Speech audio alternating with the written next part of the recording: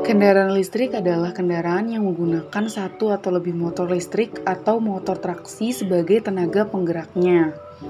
Kendaraan listrik pertama kali muncul pada pertengahan abad ke-19 karena listrik lebih dipilih sebagai tenaga penggerak pada kendaraan. Pada waktu itu, kendaraan listrik menawarkan kenyamanan yang lebih baik serta pengoperasian yang lebih mudah daripada mobil-mobil berbahan bakar bensin. Jika kita melihat Indonesia sudah melakukan penerapan terhadap kendaraan listrik, maka tentunya hal itu ramah lingkungan. Tetapi kenyataannya Indonesia masih jauh, harus menunggu lama untuk meratakan penggunaan kendaraan listrik yang berbeda dengan negara lainnya. Bisa dilihat pada tahun 2018, Tiongkok dan Amerika Serikatlah yang paling banyak menggunakan kendaraan listrik dibandingkan dengan negara lainnya. Kemudian, pada tahun 2022, negara Norwegia dan Islandia menduduki peringkat teratas untuk kendaraan listrik. Jika penggunaan kendaraan listrik diterapkan, maka akan ada juga kekurangan. Misal tempat untuk mencarger baterai kendaraan masih sedikit, harga baterai pun relatif mahal, dan dibutuhkannya waktu lama dalam mencharge kendaraan tersebut. Dalam hal tersebutlah yang perlu dipikirkan kembali jika ingin menerapkan hal itu di Indonesia.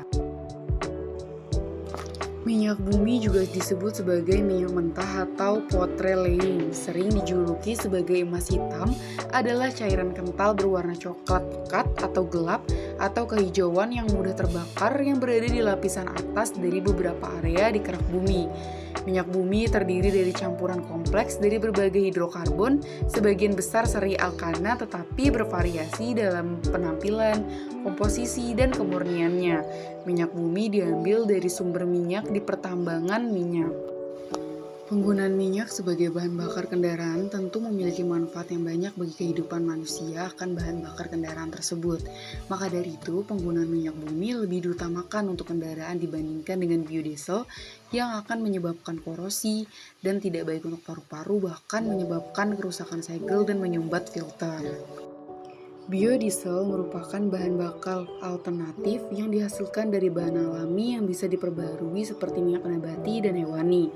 Bahan bakar ini adalah senyawa multicellular dari hasil proses etifikasi atau transertifikasi minyak nabati atau lemak hewani karena sifat fisiknya sama dengan minyak solar. Biodiesel ini bisa dijadikan bahan bakar pengganti khusus untuk kendaraan bermesin diesel. Keuntungan dari bahan bakar biodiesel ini adalah mudah digunakan dan juga dapat diuraikan secara alami tanpa menimbulkan racun yang berbahaya. Dengan hasil pembakaran yang tidak menimbulkan racun berbahaya itulah kehadiran biodiesel dikatakan sebagai salah satu solusi mengatasi efek rumah kaca. Selanjutnya ialah minyak bumi merupakan sumber daya alam yang terletak di dalam bumi dan terbentuk melalui proses pengendapan fosil selama jutaan tahun. Fosil dari hewan dan tumbuhan yang telah menjadi minyak bumi ternyata berada di lokasi yang berbeda. Nah, minyak bumi berasal dari berbagai macam sisa-sisa organisme laut seperti tumbuhan, hewan yang mengendap di dasar laut. Butuh waktu yang sangat lama untuk proses pembentukan minyak bumi tersebut. Kemudian, proses penggalian minyak bumi dengan tahapan yang panjang dan rumit membutuhkan berbagai alat berat. Jika sudah berhasil diambil, maka tahapan selanjutnya ialah proses pengolahan yang menghasilkan berbagai bentuk bahan bakar yang berbeda. Manfaat minyak bumi adalah sebagai salah satu sumber daya penting, yaitu sebagai bahan bakar yang digunakan untuk kendaraan transportasi. Bahan bakar yang berasal dari minyak bumi seperti solar, bensin, bensol, dan minyak tanah telah melewati proses penyulingan agar menjadi komponen yang lebih ringan. Yang pertama ada bensin, merupakan terbuat dari molekul yang hanya terdiri dari hidrogen dan karbon yang terikat antara satu dengan yang lainnya sehingga membentuk rantai. Kemudian ada solar. Solar dihasilkan dari proses pengolahan minyak bumi.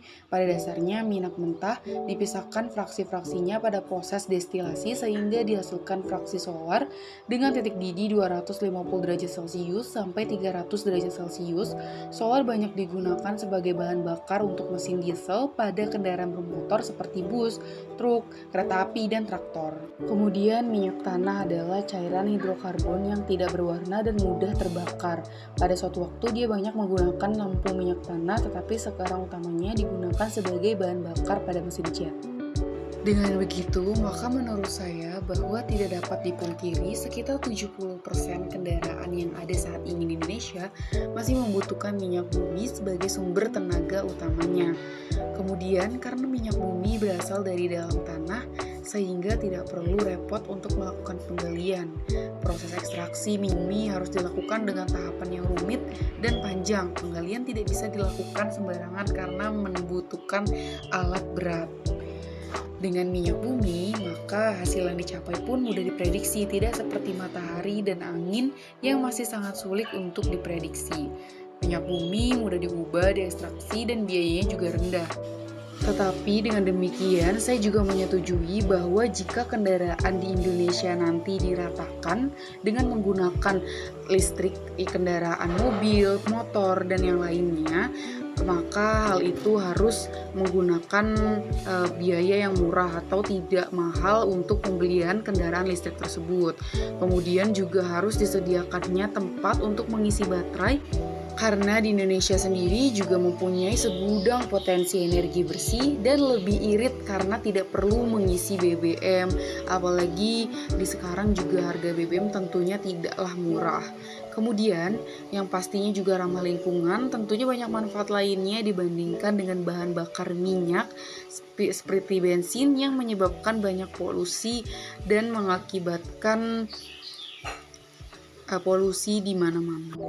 Jadi, saya setuju 80% jika Indonesia sudah menerapkan kendaraan motor, mobil, dan kendaraan lainnya dengan menggunakan listrik. Karena yang tadi sudah dijelaskan yaitu ramah lingkungan dan juga tentunya irit.